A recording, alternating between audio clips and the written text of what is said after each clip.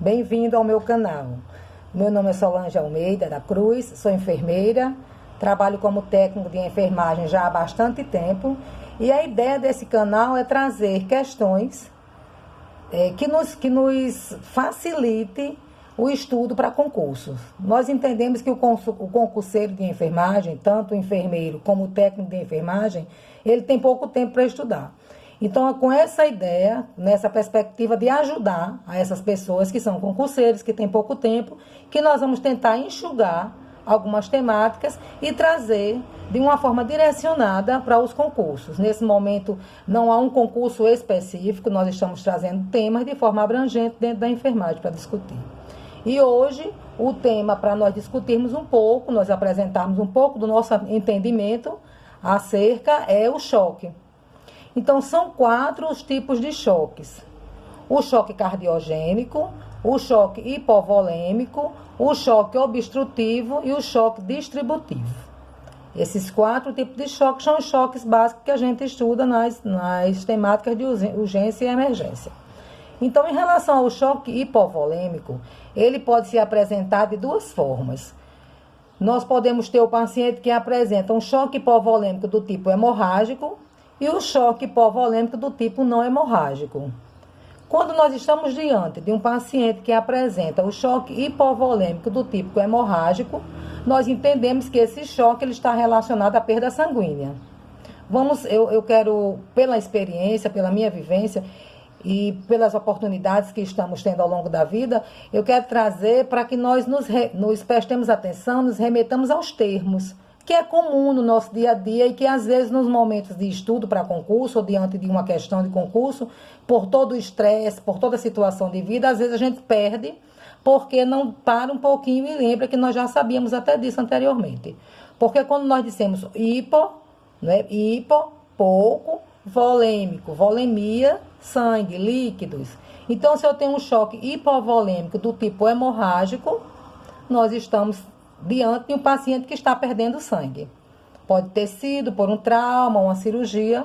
Geralmente as questões elas trazem o que levou àquela perda de sangue. Ela pede, na maioria das vezes, que nós possamos identificar esse tipo de choque. E quando o choque é hipovolêmico do tipo não hemorrágico, nós vamos lembrar daquele paciente desidratado, que apresentou episódios seguidos de vômitos, de diarreia, que já chega no nosso serviço desidratado. Então, é um paciente que ele apresenta um choque hipovolêmico do tipo não hemorrágico. Ele perdeu líquidos que não eram sangue, mas eram outros tipos de líquidos que levaram esse paciente a um quadro de desidratação. Em relação ao choque cardiogênico, nós vamos associar o choque cardiogênico à falência do músculo miocárdio. E aí nós temos como exemplo mais prático o infarto agudo do miocárdio. Nas questões de enfermagem, geralmente ele traz, dentro do contexto, conta lá uma história do paciente, para você identificar. Então, se tem um choque cardiogênico e você tem nas questões a opção de registrar, de marcar o infarto agudo do miocárdio, é esse o choque que está associado a choque cardiogênico. Com isso, a gente ganha a questão. Em relação ao choque obstrutivo, vamos pensar em obstrução. Tem algo impedindo a passagem de alguma coisa, obstrução. Trazemos esse conhecimento da nossa vida para o nosso conteúdo. Então, o choque obstrutivo, ele se apresenta geralmente também em 2 situações, tanto o pneumotórax como o tamponamento cardíaco. No caso do pneumotórax, o que está causando aquela obstrução mecânica é ar, e no caso do tamponamento cardíaco, o que está causando aquela obstrução é o sangue.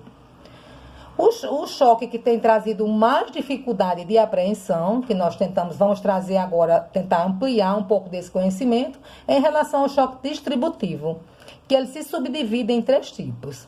Nós temos o choque distributivo do tipo anafilático, do tipo séptico e do tipo neurogênico.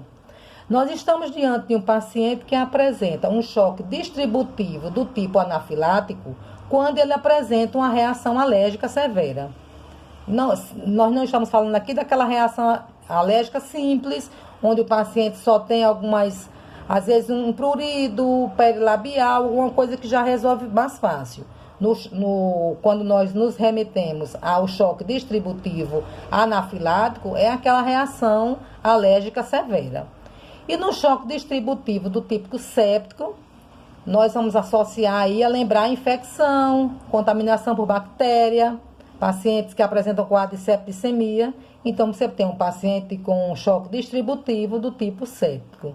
E já o choque distributivo do tipo neurogênico, ele está associado a um trauma raquimedular, né? Ele tem uma lesão, teve um trauma, e esse paciente ele perde uma função, e aí ele entra nesse quadro de choque distributivo do tipo neurogênico. A característica fundamental do choque neurogênico não é perda de líquido. O paciente ele mantém a mesma quantidade de líquido no organismo. O que acontece é a vasodilatação generalizada, e aí ele tem um choque hipovolêmico do tipo relativo.